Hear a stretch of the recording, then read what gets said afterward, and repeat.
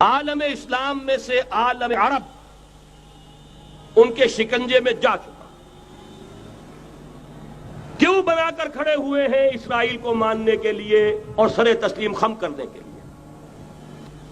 بہرحال نوٹ کر لیجئے، عالم عرب جا چکا۔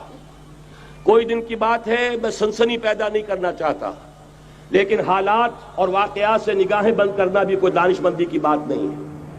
یہ ایودھیا کی مسجد شہید کی گئی، ابھی یہ ایک بہت بڑا مزار جو ہے شہید کیا گیا، اور اس کے ساتھ کئی مسجدیں شہید کی گئی۔ یہ سب کیا ہے؟ یہ مسلمانوں کی نفس دیکھی جا رہی ہے کہ کوئی غیرت اور حمیت نام کی کوئی شے باقی ہے؟ جیسے علامہ اقبال نے وہ نظم لکھی تھی، عبدالقادر روہیلا بڑا ظالم جفاجو کینہ پرور تھا، لیکن یہ کہ اس نے جو ایک ٹیسٹ لیا تھا کہ وہ جو عورتیں ہیں تیموری خاندان کی، ان میں کوئی رمق رہ گئی ہے؟ معلوم ہوا کہ نہیں، کہ غیرت نام تھا جس کا، گئی تیمور کے گھر سے، ختم، غیرت نکل گئی۔ اسی طرح ایودھیا کی مسجد، اب چرار شریف، اور یہ کوئی دن کی بات ہے کہ اب مسجد اقصی کا نمبر آیا کہ آیا، اس کے لیے پوری تیاریاں ہو چکی ہیں۔ یروشلم کا مشرقی حصہ خالی کرایا جا چکا ہے، اس کے اندر اب پورا تسلط یہودی کر رہے ہیں، یہاں تک کہ اب کے یاسر عرفات صاحب نے بھی کچھ نہ کچھ جو ہے احتجاج کی بات کی ہے، حالانکہ اب تک ہر بات مان کر منقار زیرے پر تھا، لیکن یہ کہ ایک وقت آتا ہے آخر کار اسے بھی کچھ بولنا پڑ گیا ہے۔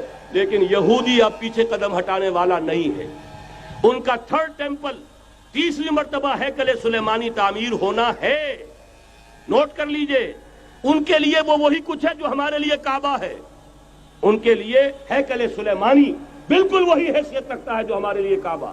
وہ ہیکل سلیمانی ایک مرتبہ پہلے نبوکدنضر کے ہاتھوں مسمار ہوا، پھر سن 70 عیسوی میں ٹائٹس کے ہاتھوں مسمار ہوا، سن 70 کے بعد آج 1995 میں کتنے برس ہو گئے؟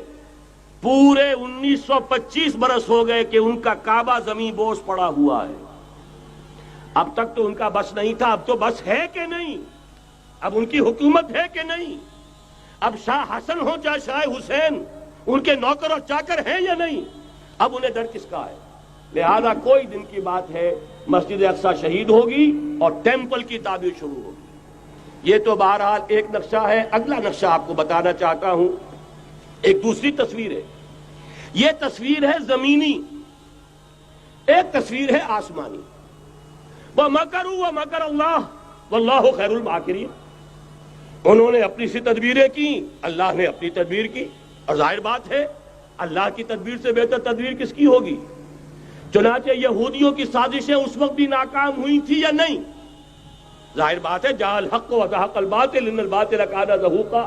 لہذا یہ آیتیں دونوں اعلان کر رہی ہیں کہ یہودیوں کی سازشیں بالآخر ناکام ہوں گی اور دین حق کا بول بالا ہو کر رہے گا۔ یہ تو ان آیتوں سے ظاہر ہے۔ یریدون لیطفئوا نور اللہ بافواہہم واللہ متم نورہ ولو کرہ الکافرون۔ یریدون ان یطفئوا نور اللہ بافواہہم ویابى اللہ الا یتم نورہ ولو کرہ الکافرون۔ هو الذی ارسل رسولہ بالہدی ودین الحق لیظہرہ علی الدین کلہ ولو کرہ المشرکون۔ اللہ نے تو بھیجا ہی ہے اپنے رسول کو اس فیصلے کے ساتھ اور یہ ذمہ داری اور مشن دے کر کہ جو دین حق آپ کو دے کر بھیجا جا رہا ہے اسے غالب کیجئے، نافذ کیجئے، قائم کیجئے۔ اس مشن کے ساتھ بھیجا جا رہا ہے۔ قرآن کہتا ہے ببانگ دہل وما ارسلناک الا کافۃ للناس بشیرا ونذیرا۔ اے محمد صلی اللہ علیہ وسلم، ہم نے نہیں بھیجا ہے آپ کو مگر پوری نوع انسانی کے لیے بشیر اور نذیر بنا کر۔